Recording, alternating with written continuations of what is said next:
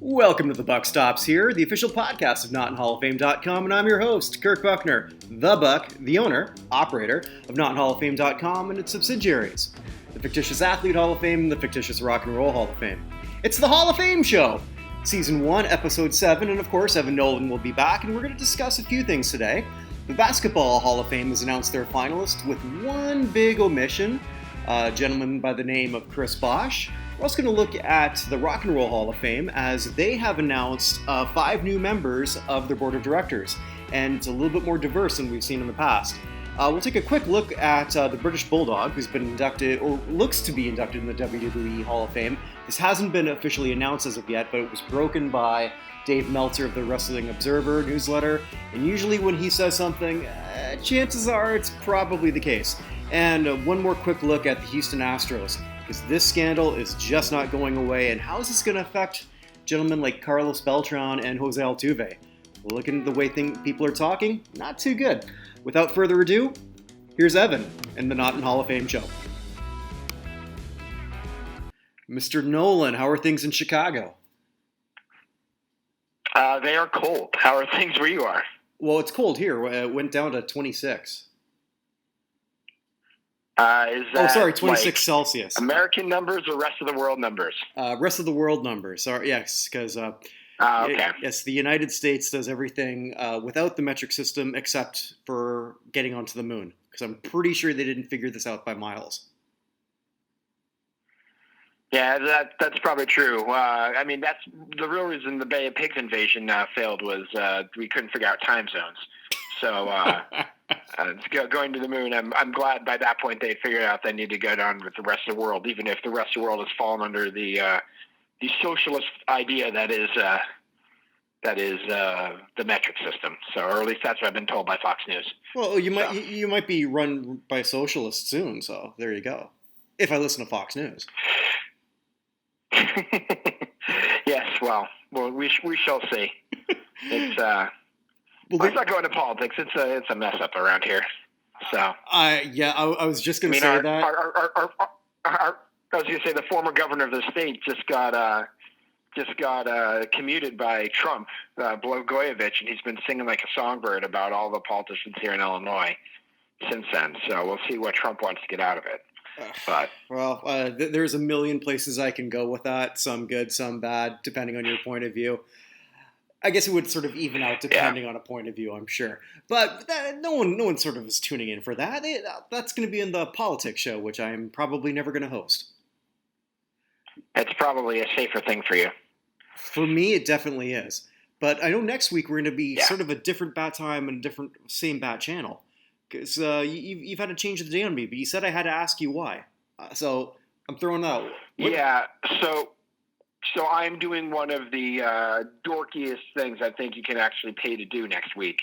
I am going into Chicago to see a live show of voice actors playing D&D in Dungeons and Dragons, that is, live on stage for like 4 hours.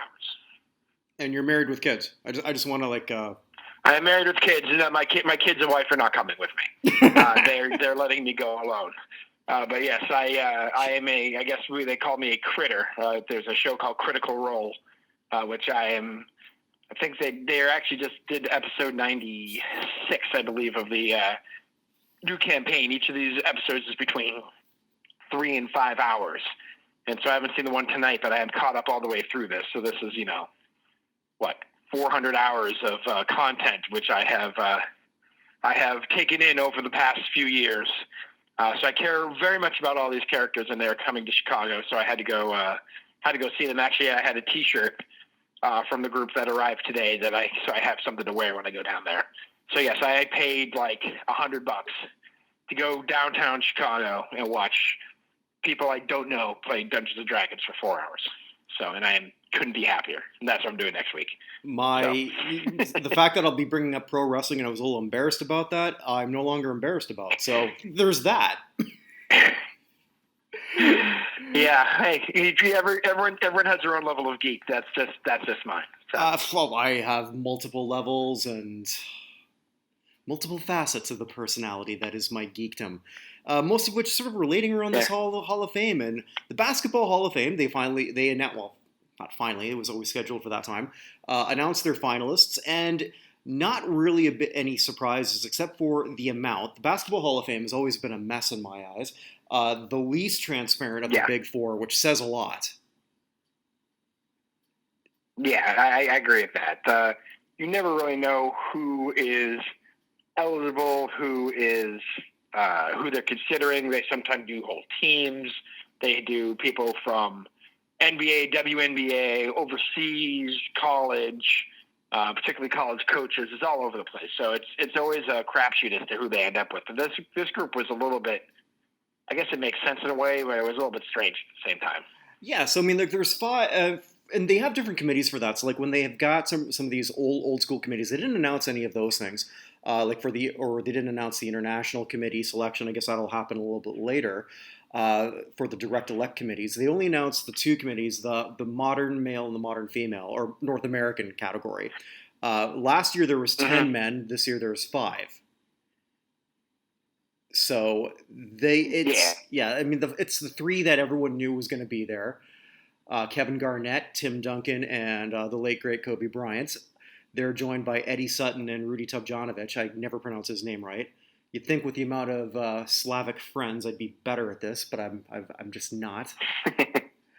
So those 5. And Rudy Tomjanovich, of course, is famous for, during his playing career, probably most famous for being punched in the face by the greatest basketball player ever from my college, Kermit Washington. So, yeah, I've actually watched that on YouTube. I don't know how many times. Just that vicious I don't know headbutt how to the he. fist. I honestly don't know how he survived, and I feel a little bit bad for Kermit, because there was just a fight going on, and he just saw. He was literally turned around and just saw the color of the other guy's uniform and hit him just square in the face. Tomjanovich actually wanted to go back out there. The doctor said, "Do you taste something metallic?" And Tomjanovich just said, "Yeah, what is that?" And the doctor said, "That's brain fluid." And at that point, he decided he probably should go back in the game. But he did come back to play, which is crazy in itself. He did come back to play, and that was before Latrell Sprewell choked his coach, Jerry Colangelo. That was the longest suspension in NBA history that Kermit got. So, but he's the greatest player ever from American University. So we got that going from us. Yeah. So he's nominated as a coach, not as a player, because with the Basketball Hall of Fame, you can get in both ways. I know that's not the case for others. But for that, I could see all 5 of these guys. The 5th person being Eddie Sutton, another great college coach. All 5 of them getting in, and that's what I think is going to happen. You think all of them will get in? Yeah, I do. Interesting. Okay, what about the other 3 nominees? On the female side, beyond Tamika Catchings, I'm not familiar with the others. I don't follow enough women's basketball. I do need to preface this by saying it's not nothing against the game. I just don't have the time to add it to my repertoire of sports watching. Mad respect for the players of the WNBA. I just don't follow it. Yeah, I have questions as to whether Sutton will get in, if only because of the scandal that happened when he was at Kentucky at the end of the 80s. I don't know how much that matters anymore, because it was 30 years ago at this point. But it was an issue at the time with the box that was sent to the recruit's dad that popped open and had $1,000 cash in there and all sorts of stuff. The Kentucky scandal there was at like 88, 89, something like that. So I don't know how much that's going to go against him, because you don't necessarily think of him as the Kentucky coach anymore. It's more Oklahoma State in my head. But yeah, I think it's possible I'll get in. And Tamika Catchings is certainly deserving. And I agree with you. I don't know very much about either of the other female coaches there. Yeah, and with that, Tamika, it's pretty much from what I learned just when I sort of like wrote everything up. I should force myself to watch some WNBA this summer. I say this a lot, and I never do. That's like when I say I'm going to watch the Canadian Football League again, and I never do. I just can't add another sport to get obsessed with. I can't do it. Yeah, I have to honestly say at this point, my college basketball watching has gone way down. I was never much of a college football guy. My college basketball watching has gone way down and basically been replaced by EPL. But that's really it. Yeah, there's just a finite number of things you could care about. Is what it comes down to. So. Yeah.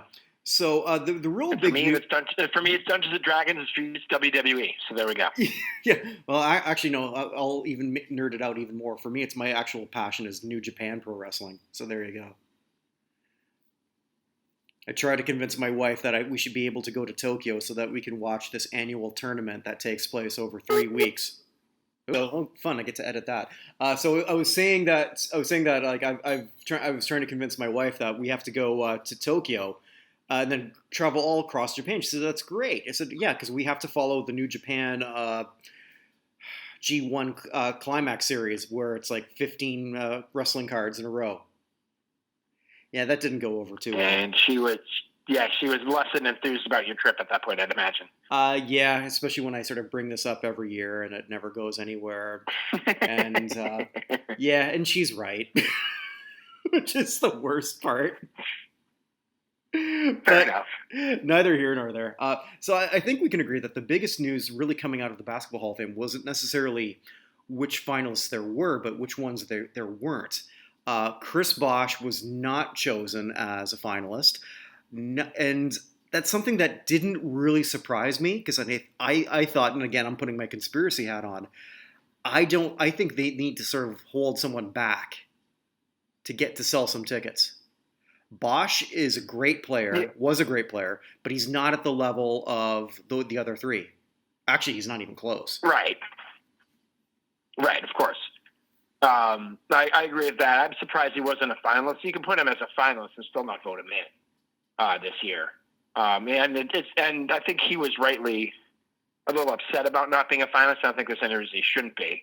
There's also, it isn't overall surprising that with the death of Bryant in the top heavy class, they just were like, forget this. We'll do those three guys and then bring everyone to next year. Because I keep bringing it up. I mean, the person who's up next year for the first time who'll get in is Paul Pierce. Mm-hmm. So Pierce and Bosh is a lot better than just Pierce. Or right. Pierce, Bosh, and someone else who like Weber, who didn't come up again this year, is a lot better class than just Pierce. Right, and you also have Ben Wallace, a previous finalist, so you can always sort of like bring him back. And what sort of intrigued me the most is after Weber didn't become a finalist, so I was looking for just to see if I could find anyone who wrote about it. Nobody. Yeah, it's a little weird. I mean, the non-candidacy of Chris Weber is a little bit strange to me. He was clearly one of the most dominant players in the NBA for at least half a decade. And there are certainly far lesser members of the Basketball Hall of Fame than Weber. It's a little surprising that he gets as little traction as he does. The only thing I can think of is, you talked about the whole thing with Sutton and that sort of scandal. Weber, technically, if what he did in college was wiped out, and if you're a voter, maybe they're thinking that. I don't see it that way. We all know about the Fab Five. Nobody, that ESPN right. 30 for 30 that Jalen Rose produced, that existed. I saw it. Right. It happened. Yeah. Well, I mean, it's like I said, it's like UMass never went to the Final Four because Marcus Camby got a $200,000 necklace. Like, all those things actually happened. And while they strip him in the NBA, or not the NBA, the NCAA, Rick Pitino and Louisville still won that championship, even though they say that Reggie Bush still won the Heisman, even though they say it went to somebody else. Nobody forgets what happened, and it's silly to just all of a sudden erase everything because of the Fab Fives. What's the word I'm looking for? I guess the add-ons that happened while they were over at Michigan. So. Mm-hmm. Yeah, well, no, it's all really attributed to Weber, but I mean, he was still there. Everything he did to me is good enough for a Hall of Fame career based on the bar that's been set by Springfield. The other issue that I found is that just nobody's writing about it. Nobody. I couldn't find one, and I kept searching and searching. Maybe it's in a smaller publication that's not on Google News. I don't know. Yeah, I don't know. I mean, it's not like Weber has disappeared from consciousness. He's on TV with NBA on ESPN all the time, right? Mm-hmm. Yeah, so he's out there. That too, and I think NBA on TNT, and he's actually a pretty good commentator. I think I enjoy his work. I agree. So yeah, he did the Celtics. He did the Celtics game last week. I think the Celtics Clippers game that was so good. He was one of the commentators on that, and he was really pretty good the whole time. I watched the whole thing all the way through. So a hell of a lot better than Reggie Miller, I'll say that. Yeah, well, I still think overall basketball commentators are better than the ones they have for the NFL. So I tend to grade them on a different scale. Yeah, Troy Aikman, I'm looking at you, but that's just my own personal opinion on that. Yeah, again, we've been through this before. I think Dan Fouts is an abomination. So you have Aikman, I have Fouts. We both have Booker McFarland. There's just a lot more bad commentary on the NFL, I feel, than the NBA. So I would take Reggie Miller doing the NFL over Booker McFarland doing the NFL. So yeah, no, I hear that. So the Rock and Roll Hall of Fame, they've announced 5 new board of directors, not replacing anyone, but we've talked about the whole diversity thing. They've added 3 women and 1 African American. So they're talking the talk so far. What that's going to translate into in terms of the Rock and Roll inductions, I have no idea. It may be the exact same ratio. But what's your take on that? I mean, like, I think it's a good move. It's a good PR move. And it's not like you're taking 3 women. These are all high executive women in various record companies. So you're not scraping the barrel to do this. Yeah, and well, I mean, I think the first thing that came to mind is this is a very good move for Daft Punk, because Pharrell is one of the new people up there. That's true. Yeah. So, by the way, it's actually 3 women and 2 African American men. Oh, okay. Pharrell and John Platt is also. Okay, John Platt's also African American. But yeah, I mean, it's good they said they're going to do this. We'll see exactly what that means in terms of representation, because being on the board doesn't necessarily make you part of a nominating committee, does it? No, it doesn't. But it is sort of representation, and you do want to have the decision makers sort of reflect what the industry is, and that's a good start to. I don't want to say righting some of the wrongs, because I don't know that there's necessarily some wrongs in some cases in terms of gender and race. I think it's kind of where it is, and that's really skewed because of all the all-white male bands. Mm-hmm. More than anything else. That's sort of like why that ratio got so out of whack. And eventually, right, because I mean, at the beginning of the Rock Hall, the ratio wasn't anywhere near where it is now. No, it's much more heavily African American than it is now. Right. And part of that has to do with the way that music has developed and the cultures that went in different directions on the way things are going. I mean, I don't know. I think it's great that there's more representation. I'm not really sure what the board of the Rock Hall does. In particular, they may set agenda, but in terms of actually making meaningful change, or what actually ails the Rock Hall, this is more rearranging deck chairs than structural, than doing the real structural changes that need to happen, particularly with the way the nominations happen. I mean, the whole thing that not just us, but lots of people have brought up the seniors committee that just needs to happen. Oh, for sure. That would be. And why not? I mean, it's done in all the other sports, with the exception of hockey, in terms of the Halls of Fame. And there's logic to it. There's a lot of other groups that sort of need a deeper look, and maybe they're not going to get that from the people who are voting now. Because if they haven't done it now, they're not going to. Right. Yeah, I mean, I'm just randomly picking something in the past, but let's just say, let's just take Paul Revere and the Raiders, right? Mm-hmm. Like, who is going to go and like really pound the table for Paul Revere and the Raiders at this point? What they need to do is just have the whole Pro Football Hall of Fame up or down vote on someone. They take one or two groups from who've been out for at least 50 years and just have the up or down vote on it, and see how it goes. Not everyone's going to get in, but at least they'll have had their hearing, which is more than you can say now. And it's really just adding another layer to the early influence category, which is still so arbitrary because there wasn't any this year, and there's still a couple that have been left out in the cold. The one I would band hit the table the hardest for is just Big Mama Thornton, personally. Yeah, Big Mama Thornton is a huge oversight. When they got Sister Rosetta Tharpe a couple years ago, that was actually very, very nice because she'd been out there for quite a long time. But I mean, there are others. I mean, Ella Fitzgerald's not in, and she's a huge. John Coltrane's not in. He's a huge influence on things. Absolutely. Yeah.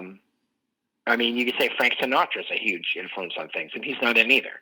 But I mean, they just use all of their beyond the general election and how dubious it seems. Like if you have 15 people, you can only vote for 5, and somehow 6 people get over 50%. I have a hard time believing. But just beyond just the other categories and how randomly they're used and how they come up with things like Little Steven's song project, essentially, where they're trying to induct songs that are important because they don't think the bands are going to get in. It's just random. They just do so many things that are just not upfront that it's great that this is happening. I'm not saying that, but I don't know, unless it brings a structural change to the Rock Hall that needs to happen, it's not as important as it should be. Yeah, and at the very least, it's 5 voices who may say nothing. We don't know. Mm-hmm. We don't know. Hopefully they will, but it is a symbolic step, and I'll give them credit for that. Yeah. That's true. I mean, that is something that needed to happen. Mm-hmm. Yeah. Well, I want to see more of what's going on because what happened last year with the nominations and everything with the new guy in charge didn't seem like it was much different than what had been going on before. So we shall see overall what it looks like and how that works. But hopefully this is a step in the right direction. And like I said, I honestly think this is really good for Daft Punk. So. I do too, and I actually think they're definitely worthy of that. Not, I wouldn't put them. There's a lot I have ahead of them, but that opens up the door for so many if they get in. Right. But again, it seems backwards to get any of these groups in before Kraftwerk. But I don't know. They're going to have to use one of those categories for Kraftwerk in, I think, at this point. Yeah, well, they've been up 6-7 times. It sort of happened before, even when Hall & Oates got in. They said that directly. For them to get in before the Spinners made no sense. Mm-hmm. Yeah. Well, they should get Questlove to get the Spinners going in there again. So. Yeah, he's too busy working the Oscars. Got them in. What's Questlove too busy doing? Working the Oscars. Yeah. Well, he was the DJ of the actual Oscars. I don't quite understand how that worked. All I know is I was forced to watch it, and then my wife fell asleep. So, yeah. And now the winner for something that I don't care about in a movie I didn't watch is... That's neither here nor there. Yeah. So quick thing, I know this isn't really your area, but it's sort of a big thing for Core List. For the late, great, it's not announced yet, but it looks like it's going to be. The British Bulldog will be going into the WWE Hall of Fame, passed away, 2002. But a pretty big name. Yeah, a while ago. Yeah, a pretty big name from when I was younger. Had a great run in the WWF, three runs in the WWF. Very innovative wrestler with his ex-partner, the Dynamite Kid, who's also passed away. Any thoughts on the Bulldog? No, if there's not, no worries, but I just had to throw him out there because it's a big part of what we do. Yeah, I mean the WWE is not like I've said. WWE is. I have a friend in the WWE who's done pretty well. For those who don't know, I went to high school with and was in marching band with Kofi Kingston, who briefly held the title last year of heavyweight champ. Mm-hmm. So outside of Kofi, I don't follow it that greatly, but I do remember the British Bulldog and how he was fun to watch. And it's great to see him get in. Where was he on your list? Number 10. Okay, so you agree with this is the right person to be, or a good person to be going in. So. Yeah, absolutely. Innovative, successful. He did a lot in the WWE. Did a lot. Actually, probably his biggest legacy is reviving the English wrestling scene, because England had a great wrestling scene for a long, long time.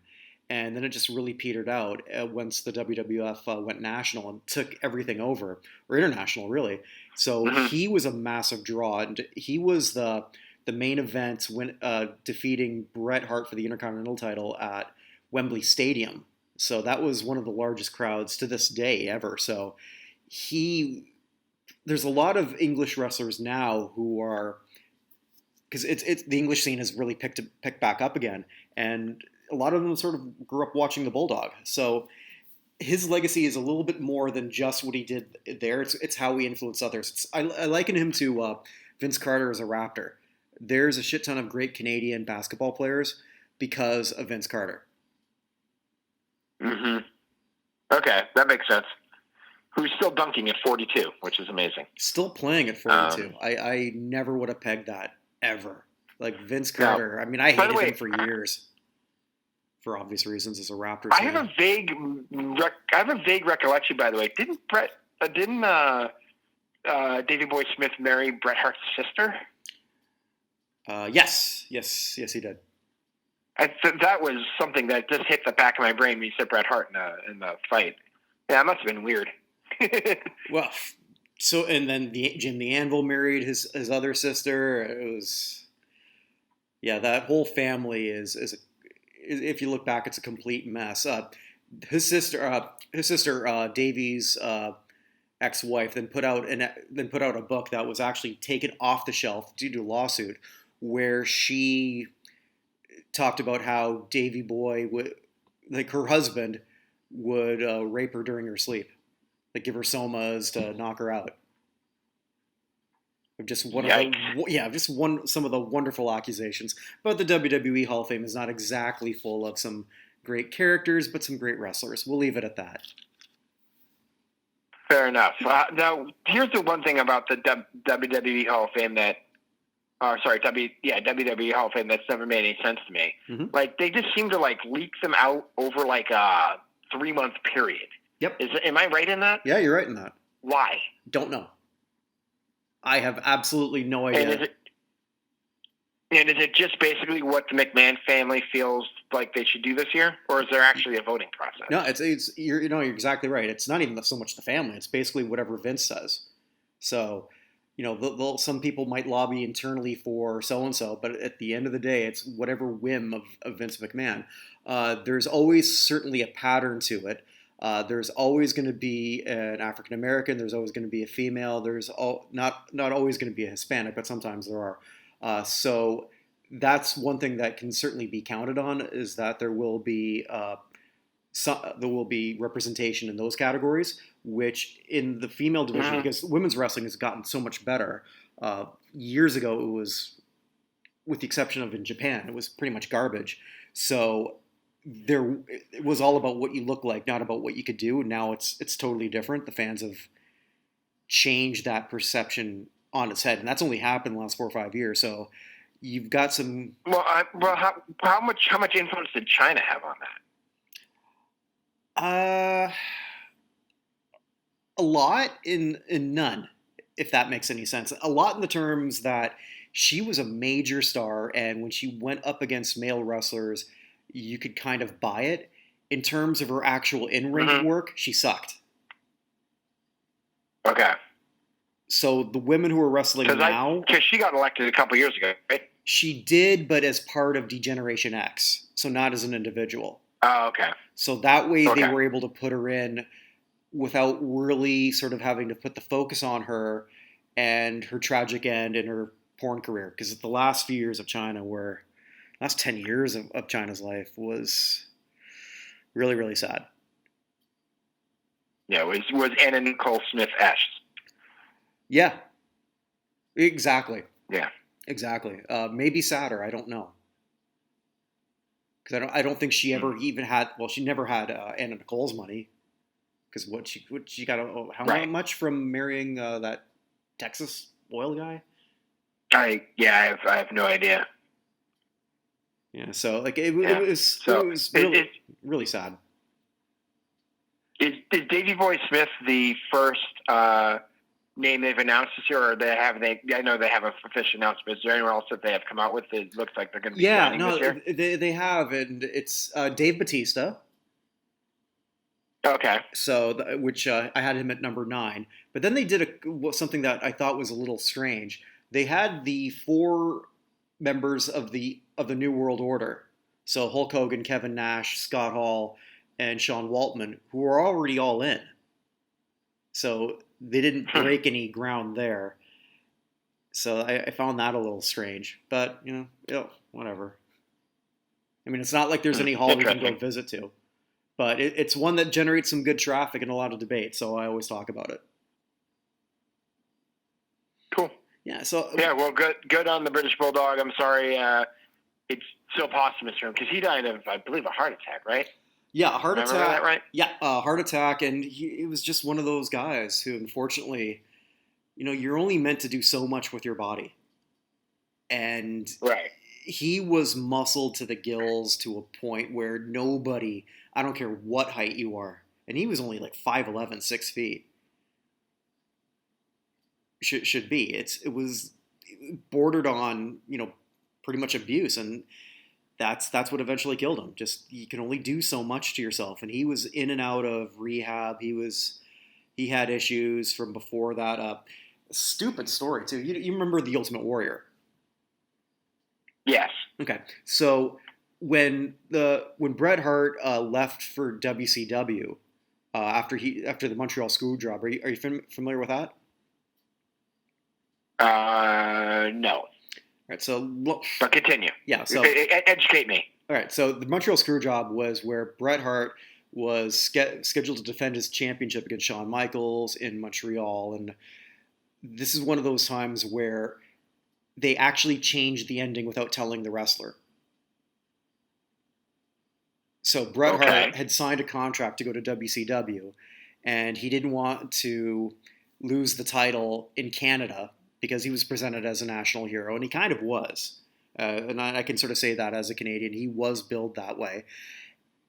The agreement that he had with Vince McMahon was that he was going to win by disqualification and then resign the title the next day in Ottawa, which actually I was there in Ottawa because I was living in Ottawa at the time. Vince worked out something with Shawn Michaels and a couple other people, the referee, that when Shawn Michaels put Bret in a submission hold, actually his own hold, the ref rang the bell even though Bret didn't submit. So it went totally against the script.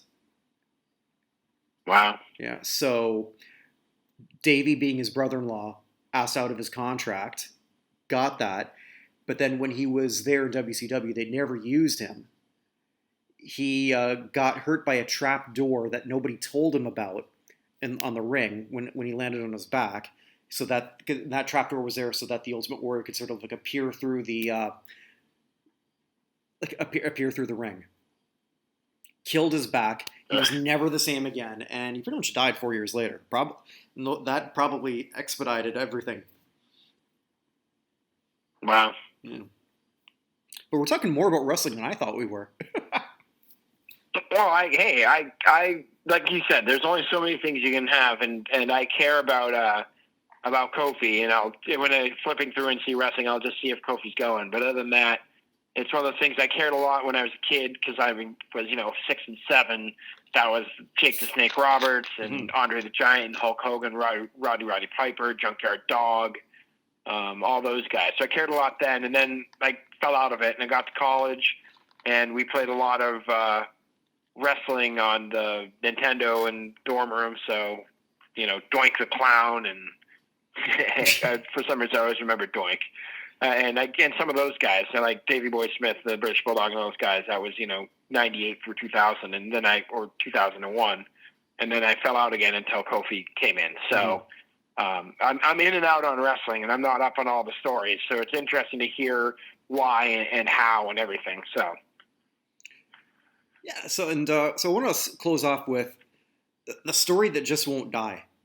The Houston Astros. And I know we've already, and I know we've gone over this a lot, but, in just a week's time, not just average baseball players, but superstars. Mike Trout even said something. Mike Trout says nothing. I know. I mean, neither does Judge. Judge says almost nothing, which is impossible because he's in New York.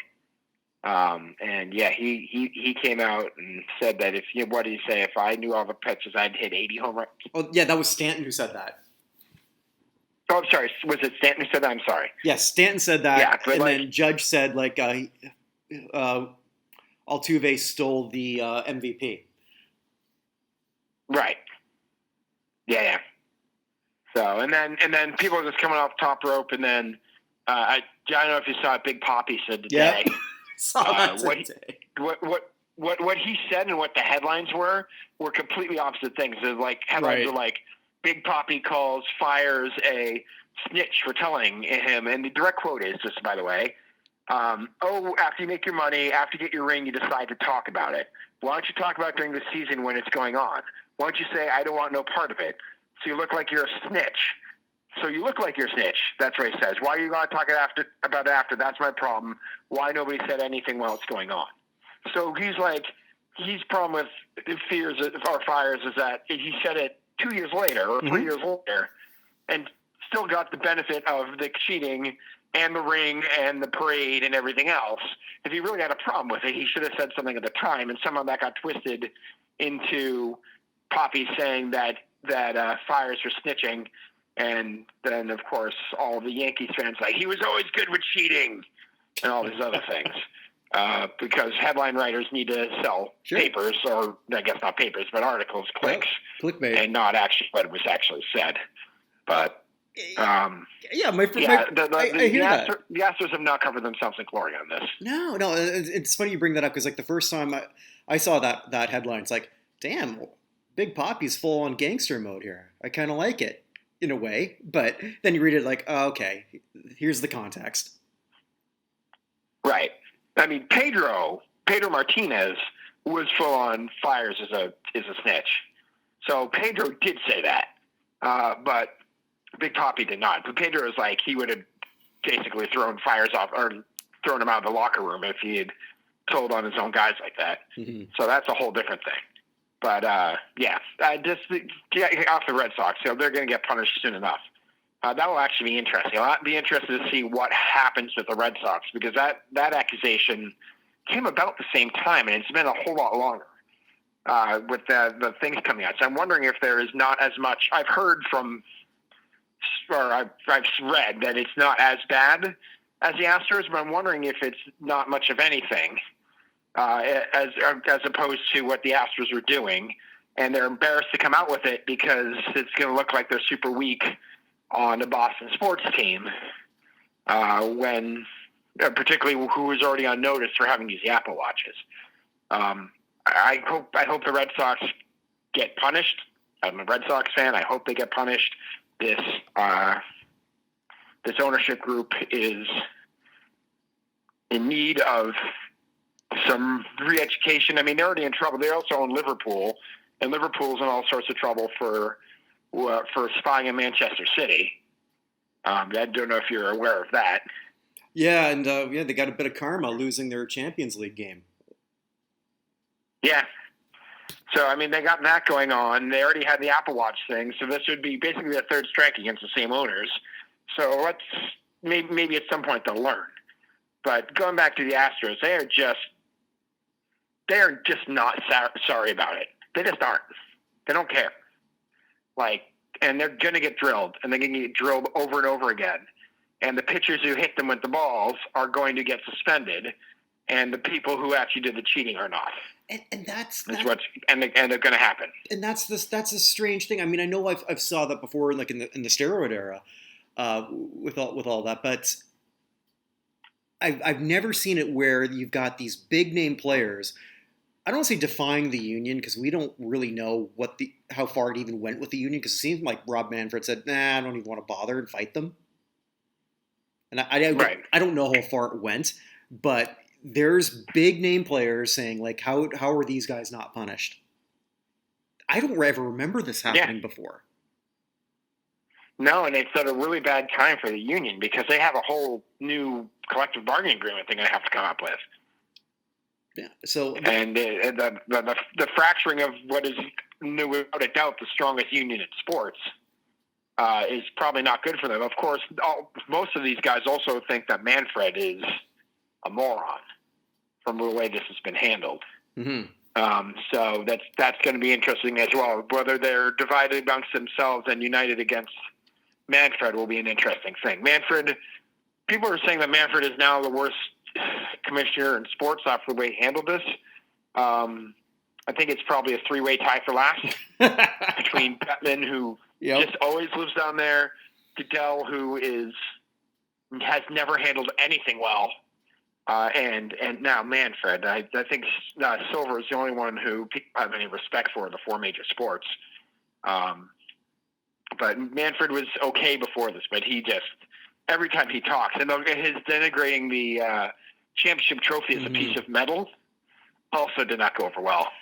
No, and sadly, he's both Goodell and Manfred. At some point, they're going to be Hall of Famers, just like Gary Bettman is now. Oh my God! It'll happen. Wait, Gary Bettman's in the Hall of Fame already? Yeah, he is. How did I miss that? Oh my God! Maybe you wanted to miss it. Yeah. Wow. Yeah. But I said that when Tagliabue got in this time. If Tagliabue is in, there's no way they're not going to put Goodell in. And Goodell has not done a goddamn thing right. And they have Selig in, and Selig but even worse than Selig, they have Brew Kuhn in, who may be the least effective commissioner of the last 80 years in any league.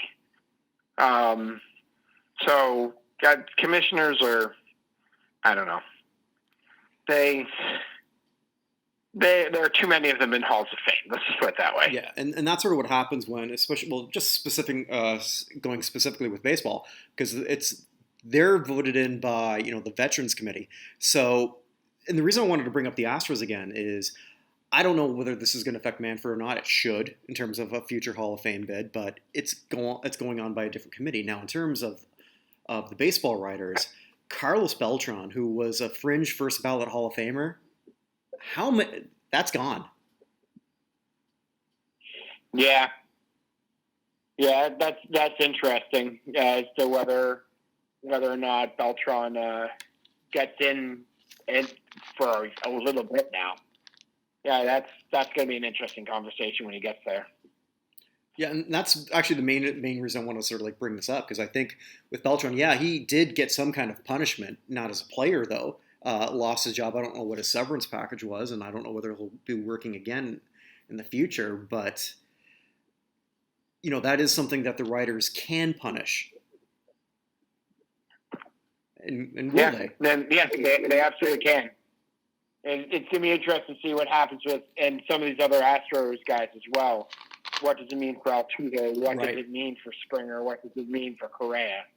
Carlos Correa, by the way, of the person who just turned out the worst of this whole thing, Carlos Correa is the one who's going to get drilled the most, just by the way. He's basically telling everyone they're idiots because can't you read the report? It was done by 2019. And everyone's like, yes, I fully expect that you had a cheating scheme going on in 2017 that was so successful you won the World Series. And after winning the World Series, you're like, yeah, we'll just stop that now. And definitely didn't happen. Oh, so I've just thought of another bet. So William Hill's got a bet, already has an over and under. And a number of times the guys get hit? Yep. Yeah, I saw that. So I think they had it at 83.5. Right. I'm going to say that it doesn't reach 75. care for that action? Oh, I will take. Do you want another beer on that one? I'll take the over on that. Yeah. I'd love to lose that one. I'll even give you the 83.5. Okay, done. 83.5 it is. Yeah, they're going to get hit about 25 times in April, and then everything else after that will average out. They're going to get hit a ton in April, and then they will simmer down. So, okay. Yeah, there's talk. What's going to be wonderful is the All-Star game this year. Do you know where it is? I'm guessing Houston? Dodger Stadium. Even better. Can you imagine Altuve and Springer? I can't imagine what injuries they're going to come up with. Well, that's if they get it. Altuve hasn't been great the last year. Probably true, but I don't think it really matters. Whoever the Astros representative is should probably just find a way not to go. Unless it's a pitcher, because they're immune. Nothing will hurt Verlander and Keuchel. That's probably true. So I mean that is probably true. But I mean, if they're erasing what happened with Chris Webber in college, does this championship ultimately get erased in the minds of people? And if that gets erased, Verlander doesn't have a championship, if you know what I mean. I mean, right. We're taking a long way. If Verlander's getting in either way, I don't think it really matters. Mm-hmm. But I mean, it's got to suck for the pitchers. Like, hey, but first of all, they had to have known something was going on. I can't imagine on their days off, Verlander is not hanging out in the bullpen. He's in the dugout with everybody else, so he had to know what was going on. Well, maybe he was sexting with Kate Upton. I'm sorry, I didn't hear you. Maybe he was sexting with Kate Upton, because that would distract me. That'd probably distract you, but I'd like to believe that with what happened with the Red Sox, they're not allowed to have phones in the dugout. So other than the ones that are easily destroyed by baseball bats and hang on the wall like it's 1963. Mm-hmm. So, well, I mean, obviously they knew about it. Apparently, it was like an open secret for quite a bit. So, but he wasn't necessarily affected that long. What I was trying to read like as much as I could right before, just like what the actual impact was, and it's so hard to quantify. Of course, it's impossible to quantify. Yeah.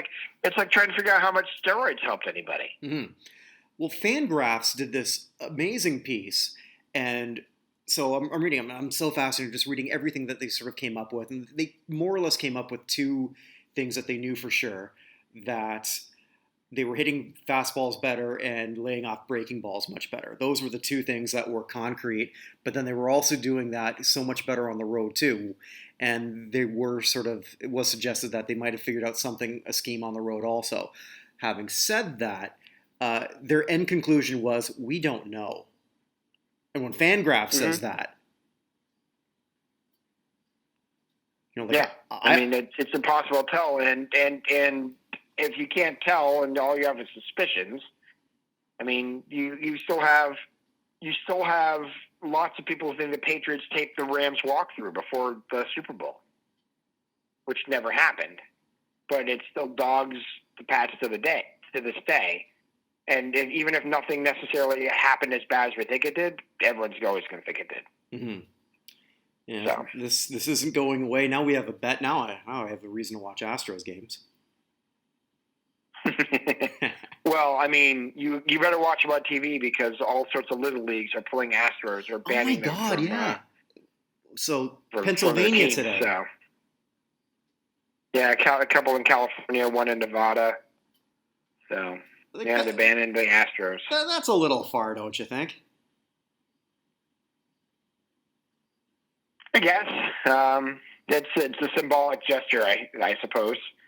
I mean, it's tough. It's tough that no one named their kid Adolf after World War II as well. It was tough for the name, but you understood why. So, that's true. I mean, like, Every time there's a game in Kentucky and it's at Adolph Rupp Arena, I always shake my head. Yeah, but he was born beforehand, so what do you do? No, yeah, it is a very unfortunate name. I think it's, if I understand correctly, I think that's banned in Germany. So you can't. Yeah, that wouldn't surprise me. It's probably also very popular in Venezuela because Venezuela loves giving names like Hitler and Stalin to their kids. It's very strange. It's true. Is it really? If you look it up, they use terrible people's last names all over the place. It's very strange. I don't understand why. Like Mussolini Suarez. So, yeah, who knows? I don't know. But it's Stalin was one of the most popular names in Venezuela at one point. So, anyway. Damn. You'd think I'd know this now with my current close proximity to Venezuela. Not that I see any. Yes, well, that's the way things work. Because Americans know everything about Canada just because you guys are nearby. It's the same thing with facts about other countries. So. Well, your knowledge of the inner workings of Grenada right now, I'm sure, are incredible. Every time I watch Heartbreak Ridge, it all comes back to me. Nice. So I don't know what we're gonna have on docket next week. Something always comes up, and we'll think of something. It will probably still be the Astros. Probably could be. It could be. But there's always something Hall of Fame related. Maybe the next inductee for the WWE Hall of Fame. The rumor is that it's going to be the Bella Twins. I don't know if you know who they are. I do not. Might be just as well. Better or worse wrestlers than the Doublemint Twins? It's on par. Okay. Is one of them Nikki? I have the name Nikki Bella in my head. Yes. She was the one who was briefly engaged to John Cena. Okay. All right. So that's probably why I know that, because my sister-in-law is completely in love with John Cena. So she's a little too old to have had his posters on the wall, but she definitely would have if that were allowed by my brother-in-law. So. Nice. Yeah. All right. Well, we'll see what comes up. I'm sure we'll find something. Absolutely. We'll record a day early, right? Yeah, recording a day early, so everything so that you can go to Dungeons and Dragons. I can go to my Nerd Fest. Yes, exactly. I'm very excited. You don't understand how excited I am about this. So I'm starting to. Yeah. So, all right. Well, as always, I recommend highly anyone getting into Critical Role, particularly the second campaign on YouTube. But just know it's going to take up about 400 hours of your life. So if you're not prepared for that, don't do it. But if you need to fill some time, it's fantastic. So I'm sure that everyone listening has 400 hours to spend because they're listening now. So I mean, they could multitask. Probably true. So, anyway, man, thanks, and we'll talk next week. Absolutely. Have a good one. All right, later, man. Later.